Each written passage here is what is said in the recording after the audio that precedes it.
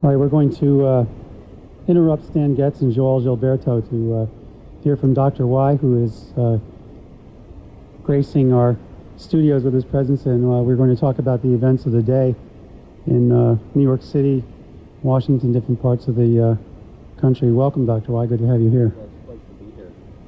Sorry to be here on such a sad occasion. Yes. What is specifically what's going on campus? What's happening with what are we doing here? What is the reaction? Okay, let me comment on that. Certainly, today's events were truly horrifying. I think I might feel now what my parents felt when Pearl Harbor happened. And I think sometimes we forget that. It seems so long ago. And it's a shame that we've had this kind of, it's terrifying, it's terrible to have this kind of action occur. It's a very despicable act, and certainly one that impacts so many people. I know we have many, as I've walked around on campus today and chatted with both faculty and staff and students, it's amazing to learn of the various connections people have. They talk about friends and relatives who work in the World Trade Center. They did not know what was happening with those people. It was tough to get information out, and many of them still don't know. Yeah. So it's been that kind of a day on campus, really a very difficult day for everyone. We certainly talked about closing, whether we should close, but the decision was we need to remain open. We felt that having classes provided an opportunity for students to come together, to chat with faculty, to talk with each other about today's events. We feel that's very important. The opportunity, and we want to provide more opportunities for people to come together. And as I walked through the Student Center today, there were certainly groups, small groups, large groups of students, and they were certainly engrossed in conversations about what had happened and what it all meant. And at this point, it's hard to know what it all really means, because until we know the more specifics, until days go by, it's going to take time to filter out all that's happened. But we know that this kind of act needs not to go unchallenged, that we need to respond in some way. But I hope we'll do so in a restrained manner, one that upholds the values of this country. And I think we need to support certainly the President during this time of crisis. It's been a very difficult day.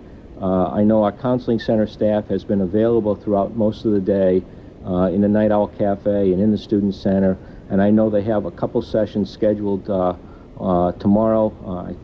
I don't remember the times right now. Maybe Dr. Kopak remembers the times, but tomorrow and Thursday in room, I think, 309 of the Student Center, to allow people to come together to share their thoughts and, about this horrific action that occurred today. We continue to monitor the situation. We certainly know that at least one of our students has been called up on the National Guard. We expect other students will also be called up. So it really has a terrible impact on the campus, on campus life, and on our society, quite frankly. Yeah. It reminds me of TET of '68. It was that well coordinated, and it was happening all over the country, and forever after, everybody knew that they could hit us anytime they wanted, anywhere they wanted. That's very frightening, and certainly it does raise that specter in our minds. Yeah. Now, there's going to be a candlelight? I forgot that, and there will be a candlelight vigil this evening here at 9 o'clock. There is also a public gathering occurring at the United Church of Christ, I believe, at 7:30. I think Dr. Kopak can 7:30.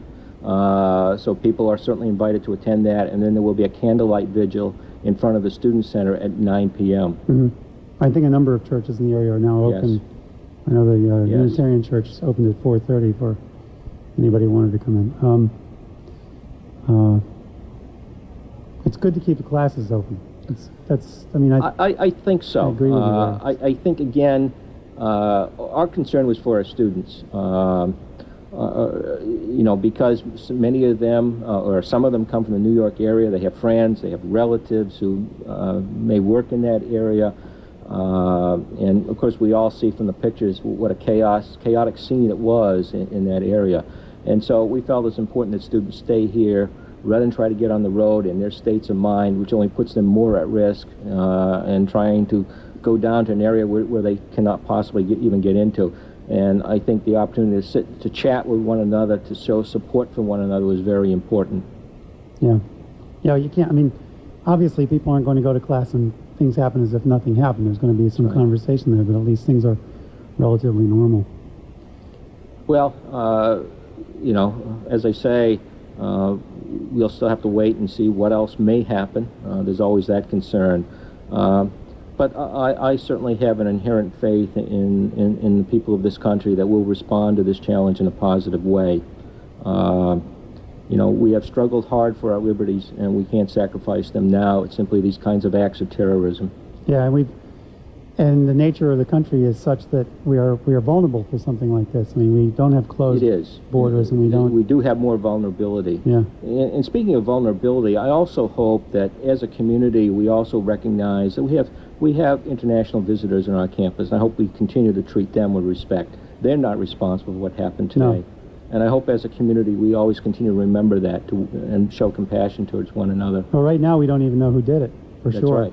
And That's right. And yet I've heard people saying already, the assumptions in their there are many assumptions, and it'll be days, months until maybe we can get a better read on the whole situation. I heard the same assumptions for the first 2 days after the Oklahoma City bombing, and it certainly wasn't. That's right. What a lot of people thought. So that's right.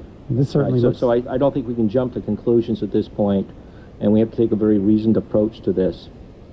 You can only know that it was very, very well planned.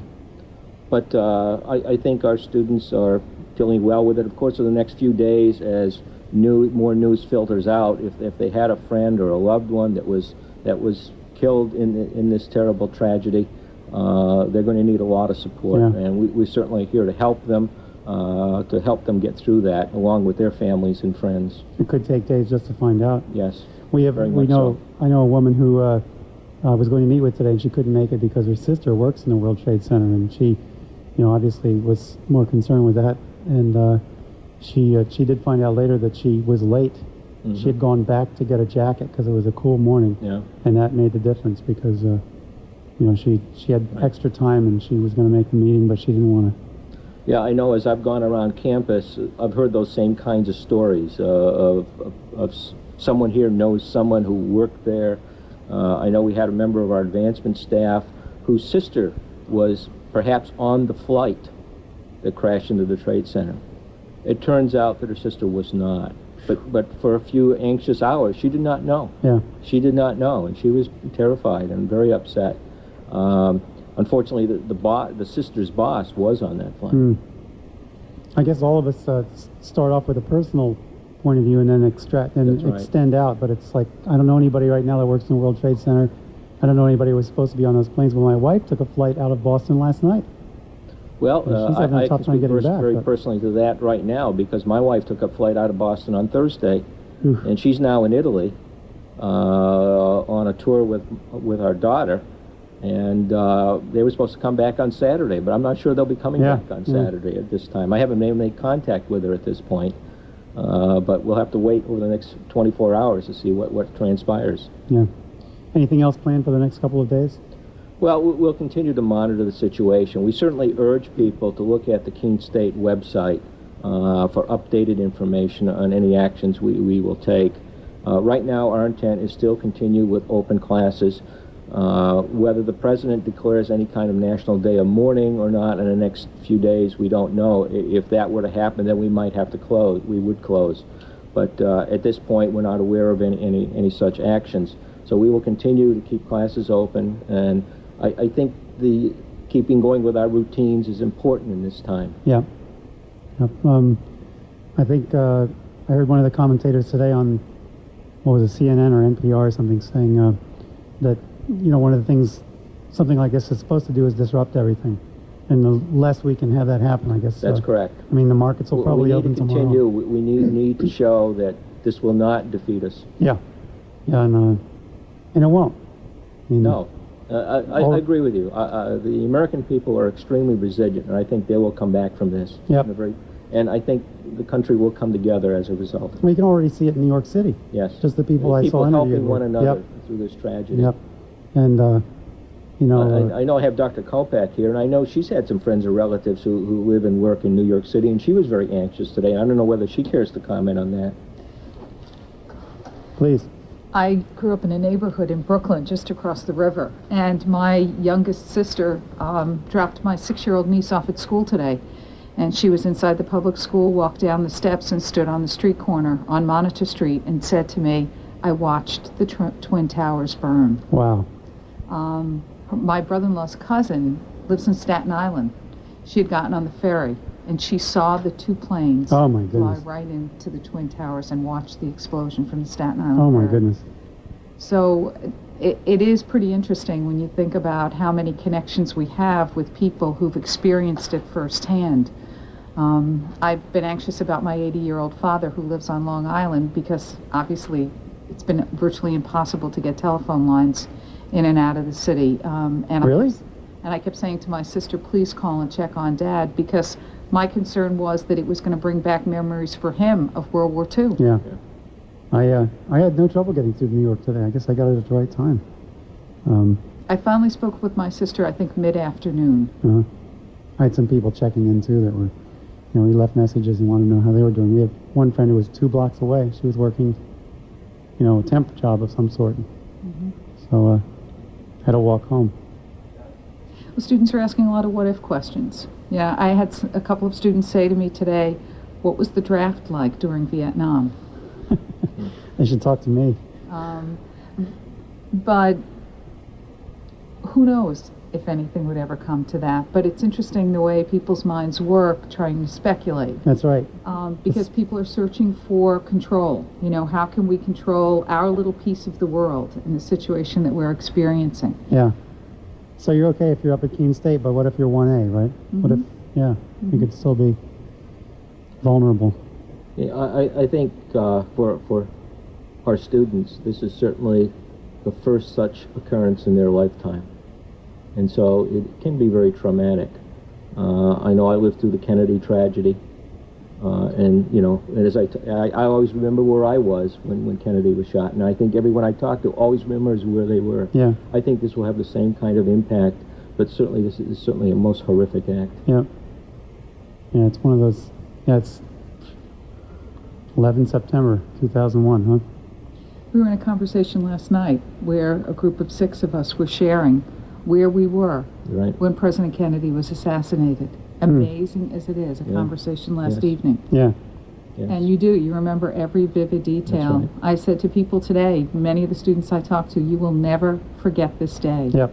My parents remember, or my dad's not with us anymore, but their generation remembers where they were during Pearl Harbor. That's right. And then their generation and ours remembered Kennedy. And then a little later, a lot of people remember where they were when they heard about John Lennon. I remember exactly where I was. And in fact, I was living in New York City at the time, but it's definitely, and then Challenger, same thing there. Yeah, these are challenging times for everyone. Yeah. Well, we're encouraging students to try to view the clips from the media with other people and not to sit in their rooms alone when they're watching the coverage. I know the resident directors are certainly very well prepared to have students together in the lounges and the hallways tonight. Dr. Weiss said the counselors are on call and will be available.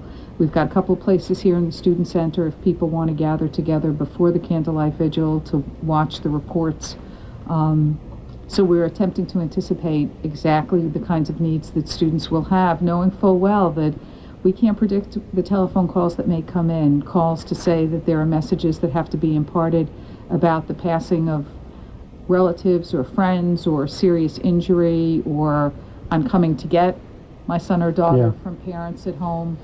And it makes it difficult for students that live off campus because we often don't have accurate off-campus addresses, yet in a time like this when there's a crisis, a family member will call just remembering, my niece or nephew is at Keene State and I'll call there and they'll help me find him or her. Yeah.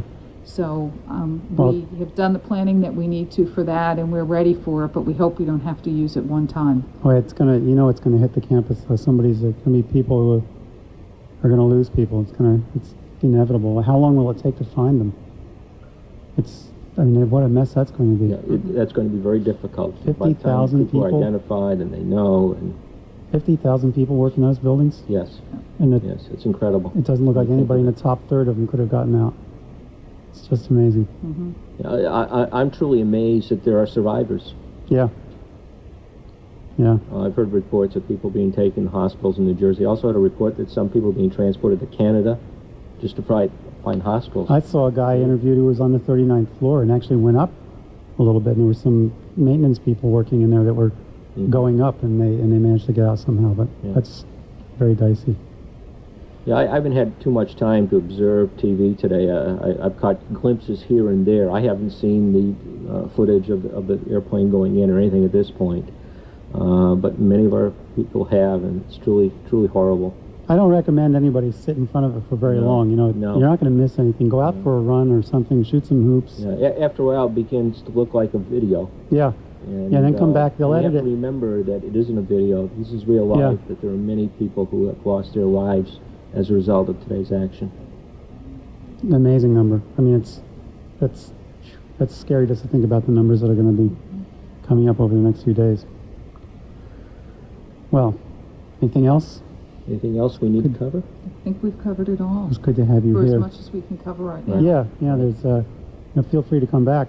Okay, our pleasure, but hopefully it'll be in a better circumstance. Yeah. We'll come back. Over the next few days if you want, and that's fine. I'm glad to. Door's always open for you two. Well, thank you. Thank you very much for having us. Good to have you here, Dr. Y and Dr. Kopak. Sorry, I missed that.